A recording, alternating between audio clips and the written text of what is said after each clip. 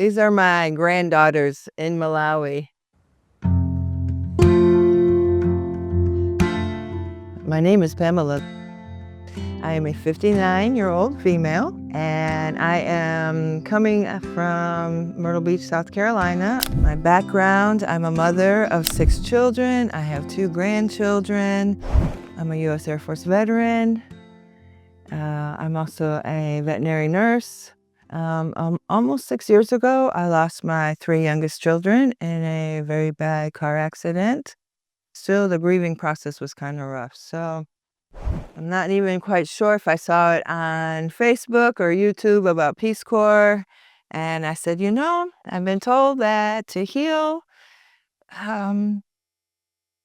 you just need to help other people. So that's when the process started. I got medically cleared 5 days before staging, which on the 4th day before staging, I closed on my house. On the 3rd day before staging, I sold my car. Every day is a new day when I walk through that gate. I always work at the Chipatala, though. That's our local hospital. So as a volunteer, you have a little bit more leeway on how things are. If I choose to work like today, I saw antenatal. There were so many women and there was only 1 nurse working. So I can go and work there. Our malaria, on Mondays, our malaria is swamped with cases of malaria here. So I could go and work in malaria. The kids are very free to come here anytime, but the Girls Club has turned out to be wonderful because it's a safe space for them. It's a safe space for them to talk about whatever is going on in their world, to be able to play games, to learn how to macrame.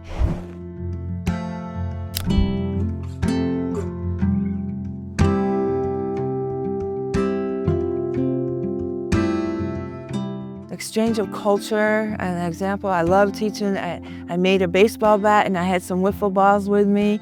So teaching baseball to the kids, they have no clue what baseball is. So it's so fun to teach them a different sport.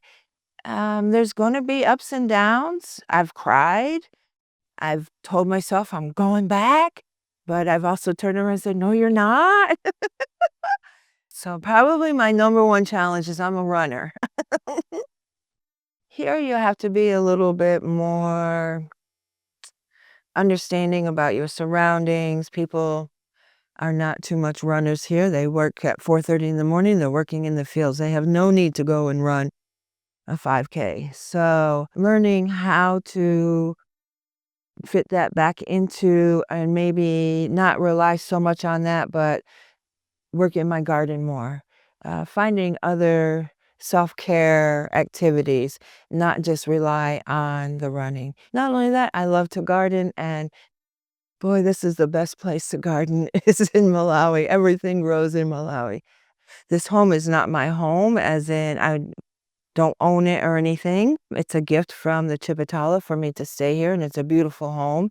But what I wanted to do for them before I left was to make a garden that feeds we have our women before they're giving birth. They can come and get lettuce from there, tomatoes. When the papaya is ready to be picked, we can share that. Even people that work at the Chipatala, they'll come and get tomatoes or whatever I have growing at the time. It's a food source for us locally here. It's not about me here. This isn't, even though I do have my own little selfish part of the healing part, but I did not come here for me in that essence. I came here to help others, to be an impact for others. I may not see it today, I may not see it tomorrow, I may not ever see it, but I have to believe that at least 1 person will be impacted by me being here. Like right now today, talking to antenatal about the first 1,000 days of taking care of yourself while you're pregnant, taking care of your baby while you're pregnant, all the way up until your child is 2 years old. And just sharing that information with them in their own native tongue, that brings me joy. going and getting ready for our our HIV clinic on Thursday. That brings me joy. Just being here, being who we are, caring, empathetic, that's an impact in itself.